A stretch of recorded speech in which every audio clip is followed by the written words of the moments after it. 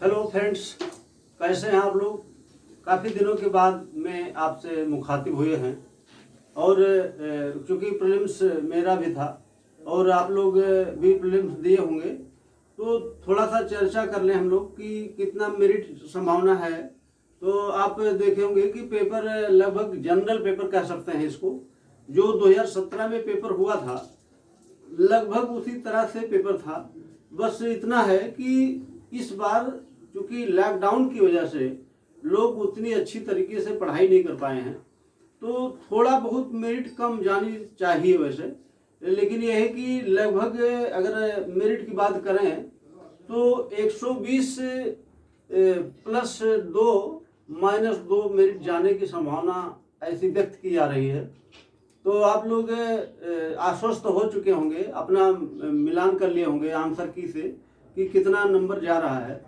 बाकी एआरओ में लगभग 80 से 85 के बीच मेरिट रहेगी, तो आपको पता है कम जाती है मेरिट। और अब आप प्रीलिम्स के बाद में मेंस की तैयारी शुरू कर दीजिए, क्योंकि मेंस में आपको ज़्यादा टाइम नहीं मिलने वाला है। 22 दिसंबर में 22 या 26 से एग्ज़ाम है, तो आपको मैक्सिमम 2 महीने का टाइम मिल रहा है। तो आप इसमें अच्छी तरह से पढ़ाई करके ही मेंस को निकाल सकते हैं। तो थोड़ा सा हम चर्चा कर लेते हैं मेंस के सिलेबस पर। आरओ 2016 मुख्य परीक्षा का जो सिलेबस है वो क्या है, इस पर थोड़ा सा चर्चा कर लेते हैं। सिलेबस के बाद में फिर हम लोग पढ़ाई शुरू करते हैं। तो देख लीजिए आप लोग कि सामान्य अध्ययन का पेपर 2 घंटे का होगा। जो आप प्रीलिम्स में देकर आए हैं 140 प्रश्न, वो मेंस में 120 प्रश्नों का होगा और 120 नंबर का भी होगा। आगे अंक मैंने लिखा है, 120 प्रश्न होगा और 120 अंक का होगा, जिसमें आपको पता होगा कि इतिहास, भूगोल, विज्ञान, पर्यावरण वगैरह, ये सब करंट अफेयर्स वगैरह ये सब पूछे जाते हैं। ये आपको पता है, बताने की जरूरत नहीं है।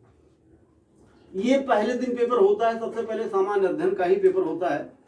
और उसके अगर सुबह ये सामान्य अध्ययन का पेपर हुआ तो शाम के टाइम सामान्य हिंदी, आलेखन और सामान्य शब्द ज्ञान एवं व्याकरण का पेपर होता है।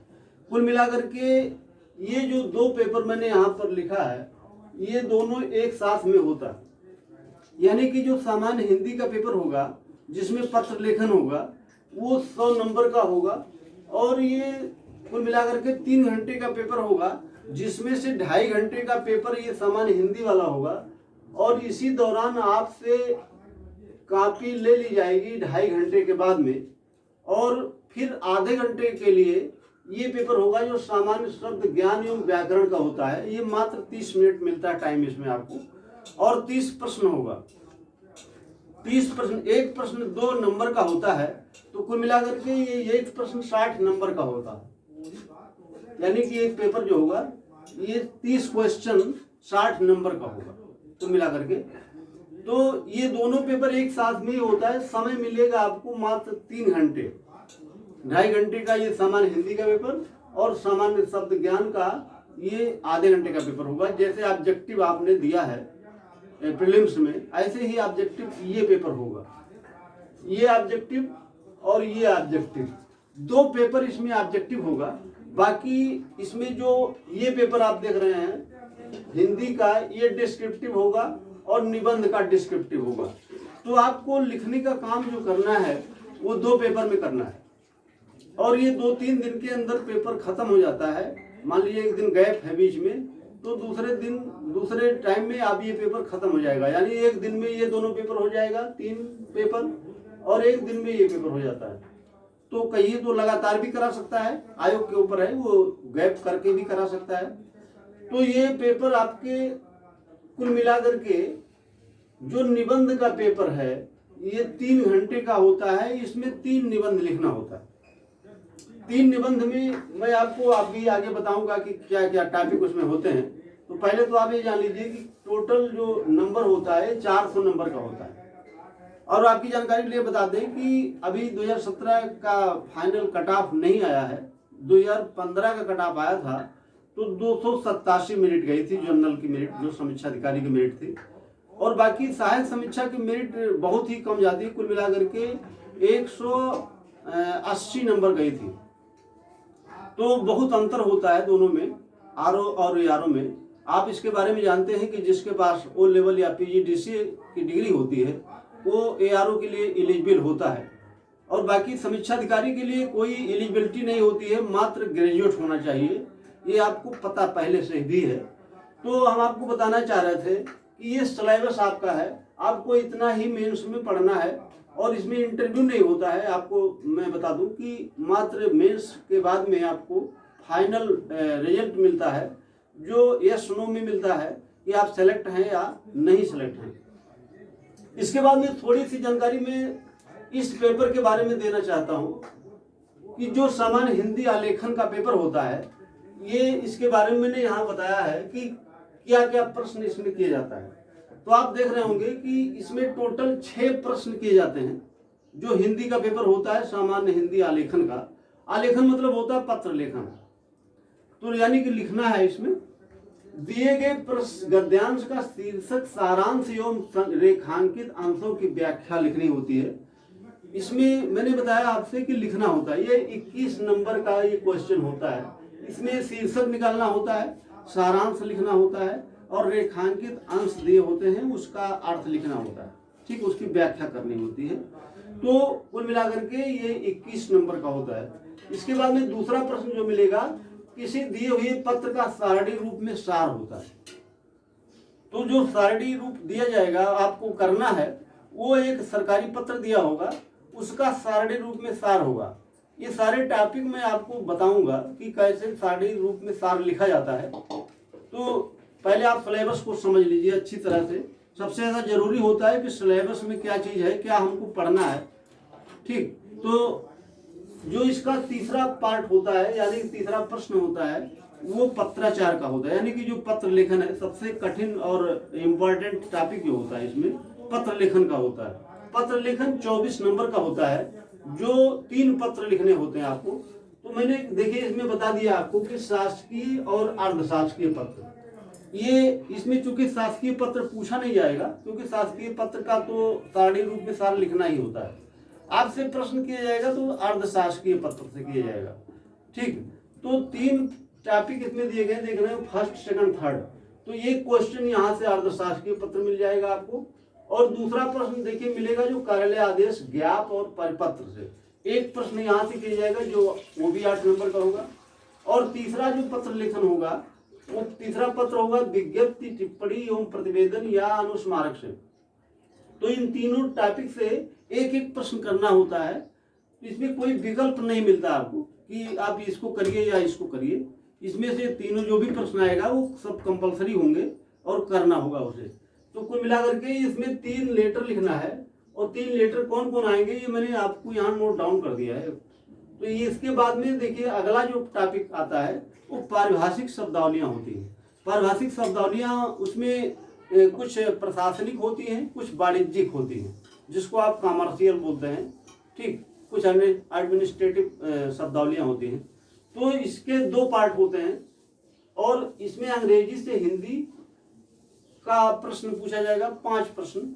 और एक प्रश्न जो होगा, यानी कि एक जो शब्द होगा वो 2 नंबर का होगा। अगर आपने उसका कोई शब्द इंग्लिश में लिखा है, उसकी हिंदी पूछी गई है, अगर आपने एक सही किया तो 2 नंबर आपको मिल जाएगा। कुल मिलाकर के ये 10 नंबर का है। और इसके बाद में हिंदी से अंग्रेजी भी पूछी जाएगी आपसे, जिसमें भी 5 प्रश्न होंगे, एक प्रश्न का 2 नंबर होगा। और कुल मिलाकर के ये दोनों टॉपिक आपके जो शब्दावलियां हैं ये 20 नंबर की हैं, जिसको मैंने बता दिया आपसे। यानी कि कुछ ऐसे पॉइंट है इसमें कि जिसको बहुत अच्छी तरह से समझ करके आप इसमें अच्छे नंबर ला सकते हैं। इसके बाद में अगला जो पॉइंट है, अगला जो क्वेश्चन किया जाएगा आपसे, वो मुहावरे एवं लोकोक्तियाँ हैं। मुहावरे एवं लोकोक्तियाँ 5 की जाएंगी आपसे, 5 प्रश्न किए जाएंगे, जिसमें आपको अर्थ लिखना है और वाक्य में प्रयोग करना है। तो अगर आपने 5 प्रश्नों का उत्तर सही दिया है तो आपको 10 नंबर मिलेगा। इसके बाद में लास्ट जो क्वेश्चन मिलेगा आपको, वो कंप्यूटर ज्ञान से मिलेगा। कंप्यूटर ज्ञान से वो किसी प्रकार से प्रश्न कर सकता है। वो 1 प्रश्न कर सकता है, 2 प्रश्न कर सकता है, या 5 प्रश्न कर सकता है। और इसमें कोई निश्चित नहीं है कि वो क्या पूछ ले। तो आपको कंप्यूटर के बारे में हार्डवेयर सॉफ्टवेयर क्या है, माइक्रोसॉफ्ट क्या है, इसमें बहुत सारी चीज़ हैं। जैसे मान लीजिए कि आप बोलते हैं कि ये सीपीयू क्या है, ठीक, आउटपुट डिवाइस क्या है, इनपुट डिवाइस क्या है, बहुत सारे फैक्टर इसमें हैं, बहुत सारे मैटर हैं जिसको आपको पढ़ना होता है और वो लिखना भी होता है। पढ़ करके आप इसको लिखेंगे, इससे आपको 10 नंबर मिलेगा।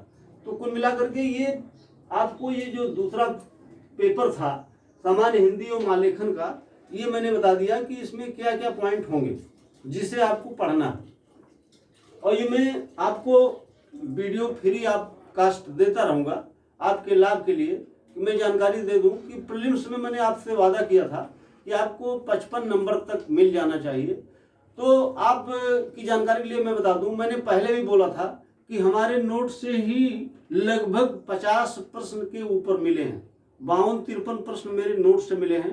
अगर जिसको विश्वास ना हो तो मेरा वीडियो देख ले, और मेरे वीडियो से प्रश्न आए हैं कि नहीं आए हैं आपको यकीन हो जाएगा।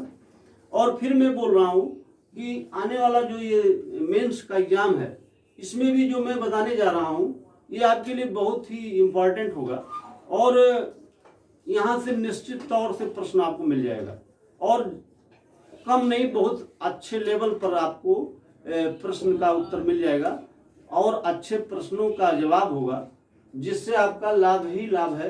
आपको मात्र वीडियो को देखना होगा, ठीक। इसके बाद में मैं बताता रहूँगा कैसे पढ़ना है, क्या पढ़ना है। अगला टॉपिक देख लीजिए आप, कि इसमें जो मैंने आपसे बताया है कि ये जो पेपर होगा सामान्य शब्द ज्ञान एवं व्याकरण का, ये 30 प्रश्न यहाँ से किए जाते हैं। 30 प्रश्न 60 नंबर का होगा, मैंने पहले बता दिया है। ये ऑब्जेक्टिव टाइप का होगा, जैसे आपने प्रीलिम्स में दिया है। इसमें देख लीजिए कि चूंकि प्रीलिम्स में आपने 6 टॉपिक का अध्ययन किया है और 6 टॉपिक से प्रश्न किया गया है। मेंस में एक टॉपिक पर्यायवाची का जो है वो हटा दिया गया है, मात्र 5 टॉपिक पढ़ना होता है। वो कौन कौन टॉपिक हैं? विलोम है, तत्सम एवं तद्भव है, वर्तनी एवं वाक्य शुद्धि है, अनेक शब्दों के लिए एक शब्द है, विशेष एवं विशेषण है। ये 5 टॉपिक होंगे। एक टॉपिक से 6 प्रश्न किए जाएंगे, कुल मिलाकर के 5 टॉपिक से 30 प्रश्न किए जाएगा। तो ये ऑब्जेक्टिव होगा जिसमें से आप अच्छे नंबर ला सकते हैं, यानी कि यहाँ से भी आप 57, 58, 59 तक नंबर ला सकते हैं। आप के ऊपर है कि आप कितना सही कर पाते हैं। कि वैसे मेरा प्रयास रहेगा कि यहाँ से आप लगभग 58 प्रश्न या 56 प्रश्न जरूर पा जाएं। तो जो छोटे पोर्शन हैं वहाँ से आप प्रश्न जितना भी आ रहा है, जैसे शब्दावलियाँ हैं और ये जो टॉपिक है ऑब्जेक्टिव है या कंप्यूटर है या आप देख रहे हैं मुहावरे हैं, ऐसे जगह से आप नंबर कलेक्ट कर सकते हैं और अच्छे नंबर ला सकते हैं। देखिए, इसके बाद में अगला जो टॉपिक आपसे पूछा जाएगा, अगला जो पेपर होगा आपका, वो निबंध का होगा। आपकी जानकारी के लिए बता दूं कि निबंध आपका जो होगा वो 120 नंबर का होगा। ये मैंने यहाँ पर लिख दिया है। 120 नंबर का ये 3 एस्से होगा। 3 घंटा टाइम मिलेगा, यानी कि 1 घंटे में 1 एस्से लिखना है आपको, और लगभग 1 एस्से 600 शब्दों का होगा। तो इसको आप ऐसे अचानक नहीं कर सकते हैं।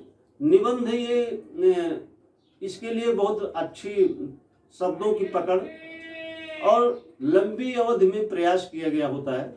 धीरे धीरे प्रयास करने पर ही इससे लिखा जा सकता है। ये एक दिन की विधा नहीं है। इसमें अच्छा प्रयास करके बराबर लिखेंगे तभी आप अच्छी तरह से लिख सकते हैं। दूसरी चीज, इसमें जो टॉपिक दिए जाएंगे, ये मैंने टॉपिक यहाँ निर्धारित कर दिया है कि जो पहला इससे होगा वो साहित्य एवं संस्कृति से होगा। दूसरा जो इसी में से आप तीनों में से कोई एक प्रश्न कर सकते हैं। 3 खंड होगा, का खा गा करके। तो इसमें से एक प्रश्न आप कर सकते हैं, चाहे आप सामाजिक क्षेत्र से करिए, चाहे आप राजनीतिक क्षेत्र से करिए, चाहे आप साहित्य एवं संस्कृत से करिए। जो हिंदी से ग्रेजुएशन है या हिंदी से उनकी अच्छी पकड़ है, तो वो लोग साहित्य एवं संस्कृत से प्रश्न करते हैं। जिनका समाज में सामाजिक क्षेत्र से ज़्यादा रुझान है वो सामाजिक क्षेत्र से करते हैं। जिनका राजनीतिक क्षेत्र से पकड़ है वो राजनीतिक क्षेत्र से प्रश्न करेंगे। तो ये उसके चॉइस के ऊपर डिपेंड करती है बात कि वो किस फील्ड से एस्से चुनेगा। इसमें से कोई एक फील्ड चुन करके एस्से लिखा जाता है। आपकी अगर इधर इंटरेस्ट है, साहित्य से इंटरेस्ट रखते हैं, तो आप साहित्य वाला पोर्शन करेंगे।